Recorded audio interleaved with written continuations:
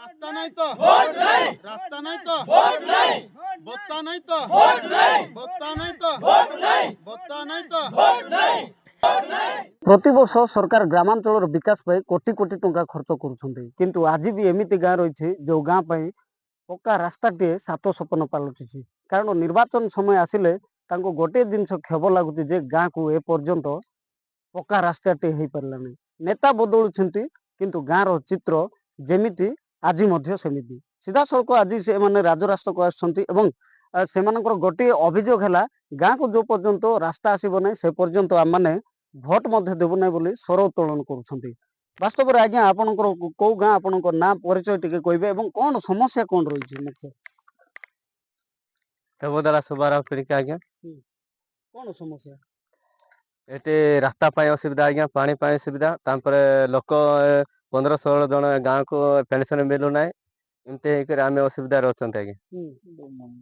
अरे डैम भांगी जाए से डैम किए देखुना आम पानी न पाइक आम लोक एमती हैरान आम भोट आसले भोट दो भोट आसले भोट दौचे आज्ञा देवी बोली कहे लास्ट बुली जीवे आज्ञा भोट देला समय काम देबू एटा डैम देबू और रास्ता देबू एमती कहे लास्ट को किसी देवे ना सर भोट देव ना ना आज्ञा ये रास्ता देले आका सब आम काम सब देले आका आम एटी देबू आज्ञा भोट देबू नाली देबू ना निहाती भाव देखो ये हूँ क्षोभ जो जेबे आम मान मौलिक समस्या जदि स्थानीय नेता प्रशासन दूर करेंगे ना से पर्यंत भोट बर्जन करने को कड़ा चेतावनी दौरान तेज आउ जड़े भाई अच्छा प्रतिक्रिया ना आज्ञा केवल रास्ता समस्या रही देवदला गाँव में ना अन्य आउ कौन कौन सब समस्या रही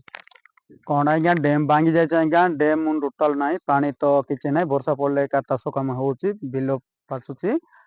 नदी टिके तिला डैम को भांगी जाइए डैम भी बन पार ना सरकार माने भोट इलेक्शन पाखे थे आसबे डैम देबू रास्ता देबू साइज करबू बोली कहे तापर ना कि भोट सरले ना कि देखुना आपन रास्ता तो खराब होती केमती जीवा आसवा केमती कर जो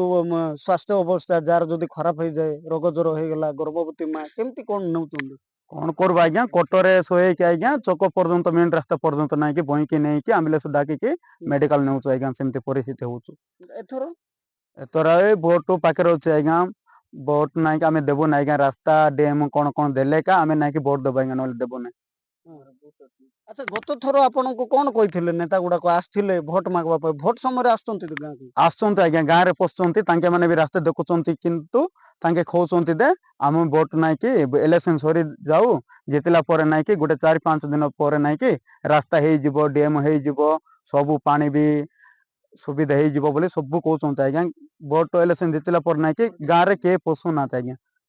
शोचनीय रास्ता रे नेता आसुंच भोट भिक्षा कर जो सब प्रतिश्रुति मिलूँ से सब प्रतिश्रुति किंतु निर्वाचित हेबा परे भूली जाउछंती एबळ किछि अभियोग करछंती तेबे आउ जण अछंती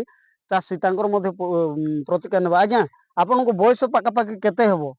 62 वर्ष हेलानी 62 वर्ष वार्धक्य भत्ता पाउछंती नाई काहे कि मिलु नै लिखि के देउ चाहिए न देले कोन करबो अच्छा आपन को गाँव रे आपन जणे ना आ केते जण आइ 10-12 जण हेबे हां मोर सहित मिसी 10-12 जण हेबे अच्छा काको कहिथिले कि नै